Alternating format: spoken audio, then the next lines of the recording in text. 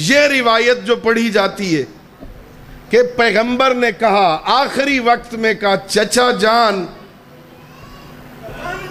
میرے کان میں پڑھ دیجئے، تو آپ نے فرمایا بیٹا جب ساری زندگی نہیں پڑھا تو اب کیوں پڑھے؟ اس روایت کے راوی تاریخ میں ہیں 4 بندے. روایت چلتی ہوئی ان 4 میں سے کسی ایک پر منتہی ہوتی. ایک کا نام عبداللہ ابن عمر، ایک کا نام عبداللہ ابن عباس، ایک کا نام حضرت ابو ہریرہ اور ایک کا نام سعید ابن مسیب. محققین تشریف فرمائے 4 بندے اس روایت کے راوی ہیں، یعنی ان تک منتہی ہوتی. انہوں نے اس سے سنی، انہوں نے اس سے سنی، انہوں نے اس سے سنی، بات پہنچی حضرت عبداللہ ابن عباس تک. انہوں نے اس سے سنی، انہوں نے اس سے سنی، بات پہنچی عبداللہ ابن عمر تک. انہوں نے اس سے سنی اور بات پہنچی حضرت ابو ہریرہ تک. وہ کہتے ہم تھے، پیغمبر نے کہا چچا میرے کان میں پڑھ دیجئے، تو پیغمبر نے کہا، چچا نے کہا بیٹا جب ساری زندگی نہیں پڑھا ایسے ہی پڑھا جاتا.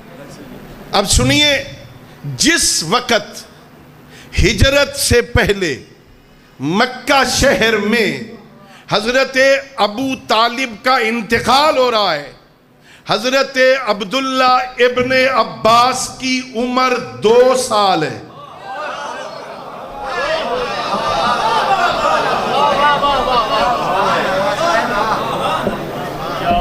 عمر 2 سال کے بچے ہیں. حضرت عبداللہ ابن عباس 2 سال کے بچے. حضرت عبداللہ ابن عمر کی عمر اس وقت 7 سال ہے. 7 سال کے بچے ہیں حضرت عبداللہ ابن عمر. حضرت ابو ہریرہ سارے علماء جانتے ہیں کہ وہ فتح مکہ کے بعد مسلمان ہوئے. مکہ کی ہجرت ہوئی، مدینہ چلے گئے، بعد میں فتح مکہ کے بعد حضرت ابو ہریرہ مسلمان ہوئے. ابھی یمن میں ہیں اپنے والدین کے ساتھ، خود بھی ابھی مسلمان نہیں ہوئے. وہ کہہ رہے ہیں پیغمبر نے کہا میرے کان میں پڑھ دو. حضرت سعید ابن مسیب اپنے باپ کے ساتھ فتح خیبر کے بعد مسلمان ہوئے. فتح خیبر ہجرت کے بعد 6 سال ہجرت میں فتح خیبر ہوتی ہے. میں کیسے سمجھاؤں اپنے معزز بندوں کو، ایک کی عمر 2 سال، ایک کی عمر 7 سال، ایک ابھی یمن میں ہے، ابھی خود بھی مسلمان نہیں ہوا، اس کے باپ دادا بھی مسلمان نہیں ہوئے. سعید ابن مسیب فتح خیبر کے بعد مسلمان ہو رہا ہے. اور جن کا اپنا اسلام ثابت نہیں، وہ کل ایمان کے باپ کے ایمان کی سند کیسے بن سکتی؟ یہ نہیں ہے بھائی، یہ کان والی بات اتنی غیر حقیقی ہے. یہ ابو طالب وہ ہیں جن کے گھر میں اسلام کی تبلیغ کا پہلا جلسہ ہوا. میں کبھی کبھی نا مجلس میں شاجی کہتا ہوں، مجلس میں یہ بڑا کوئی لبرل قسم کا باپ بھی ہو نا تو بیٹے کو اختیار دے دے گا، چل کوئی بات نہیں تو جس مرضی پارٹی میں چلا جا. ہوا نا اب بچے کھلاڑی ہیں بڑے سارے، کوئی متوالا ہے، کوئی جیالہ ہے، کوئی کسی پارٹی میں ہے، بچے بلہ اٹھا کے کھیل رہے ہیں، بیٹا ادھر ہے باپ ادھر ہے. بیٹا جائے گا جلسوں میں جا، لیکن اگر وہی بیٹا باپ کے گھر میں اس کی پارٹی کے خلاف مخالف پارٹی کا جلسہ کرنا چاہے تو باپ کہے گا نہیں بیٹا اتنی اجازت نہیں ہو سکتی کہ میرے مخالف کا جلسہ میرے گھر میں کر، یہ اجازت نہیں ہے. آج کا دنیا کا لبرل بیٹے کو اجازت نہیں دیتا کہ میرے گھر میں تو میری مخالف پارٹی کا جلسہ کر.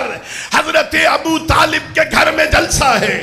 جلسے کے بانی کنوینئر علی ابن ابی طالب ہے. کسی مورخ نے نہیں لکھا کہ حضرت ابو طالب نے علی کو روکا ہو میرے گھر میں جلسہ نہیں ہو سکتا. پتہ چلتا ہے جو مذہب محمد اور علی کا ہے وہی مذہب ابو طالب کا ہے. اعلان کیا تھا قم یا سیدی و مولائی. لوگ باتیں بنا رہے تھے. میرے آقا نے کہا تھا خبردار اسکت یا آور.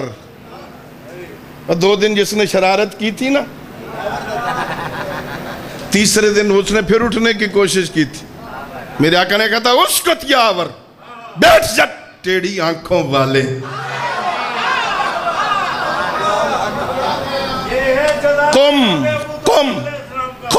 قم یا سیدی و مولائی. یہ نہیں کہا اٹھو میرے بیٹے, یہ نہیں کہا اٹھو میرے بھتیجے, یہ نہیں کہا اٹھو آمنہ کے لال, یہ نہیں کہا اٹھو عبداللہ کے بیٹے. کہا قم یا سیدی و مولائی, او میرے سید و سردار میرے آقا اٹھئے. قل ما شئتا وبلغ رسالات ربک, جو کہنا چاہتے ہو کہو, جو رب کا پیغام پہنچانا چاہتے ہو کہو, پہنچاؤ. ابو طالب تیرے پیچھے کھڑا ہے. لا یقومن احد منکم, خبردار تم میں سے کوئی بندہ کھڑا نہ ہو. لا یقومن احد منکم, کوئی کھڑا نہ ہو. حتی یقول محمد, جب تک محمد اپنی بات نہ کر لے. جو پہلی مجلس میں, جو پہلی محفل میں, جو پہلی تبلیغ رسالت کے جلسے میں محمد عربی کو قم سیدی و مولائی, سید و سردار کہہ کے اللہ کی رسالت کے پہنچانے کا اعلان کرنے کا کہے, اسے ابو طالب کہتے. خدا صحت و سلامتی دے. مفتی حنیف صاحب کو کسی ٹی وی چینل میں ان سے جب پوچھا گیا تو یہ بات انہوں نے کہہ دی تھی اور حق کہا تھا انہوں نے کہ مفتی صاحب حضرت ابو طالب کا قصور کیا ہے, دنیا پتنی کیا کہتی. اس مفتی صاحب کے بقول ابو طالب کا قصور بس یہ ہے کہ وہ علی کا باپ ہے.